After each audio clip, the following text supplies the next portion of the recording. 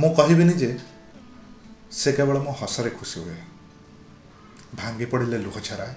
ବରଂ ସେ ଯୋଦ୍ଧା ମୋ ଜୀବନ ଯୁଦ୍ଧର ଯେଉଁଠି ତାର ତରବାରୀ ଚାଲିଲା ବେଳେ ମୁଁ ନିଶ୍ଚିନ୍ତ ହୁଏ ବିଜୟ ମୋର।